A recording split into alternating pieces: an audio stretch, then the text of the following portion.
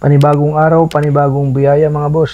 Ito, panoorin nyo yung rescue namin kagabi sa City Hall sa Cebu City.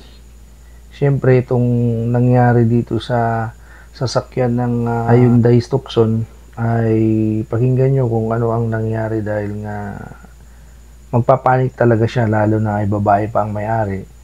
Ay hindi lang naman na gumana yung unlock sa remote para mapaandar mo. Kung nag-unlock na siya, siyempre yung susian gagana na si ECU. Kung nakaprogram yung susi, kapag ka hindi mo talaga na-unlock, ganito mangyayari ang inyong sasakyan. Walang cranking. So, ito talaga yung sakit niya, itong switch ng unlock ng remote. Board ng remote ay nakalis kasi siya .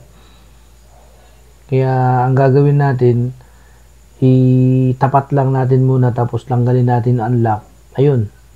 Kapag gumana na yung unlock, okay na to. At sa bahay o sa shop na natin hinangin yung itong board nyo mismo.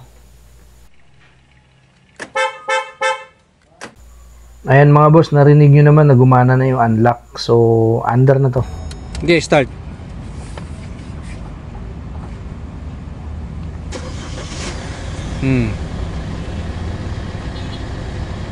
Okay, pwede na. Pwede na, we. Medyo mahal ng konti yung singil namin yung ganito, lalo na kung medyo malayo siya. And then, tingin naman o kita naman ng may-ari na madali lang naman yung ginawa namin. Pero hindi madali dahil nga syempre trabaho namin to, alam namin kaagad sa isip namin kung paano natin solusyonan yung mga ganitong troubleshoot. Sobrang dali lang naman mga boss, no? Kung ganito mangyari ng inyong remote, ay buksan nyo lang siya. Kung na-deform na yung switch niya, ay pwede nyong itapat na muna para gumana. Kasi dito na mismo sa bahay o dito sa shop natin na hininang itong remote ng Hyundai Tucson. Totoo naman yun. Thank you. Bye-bye.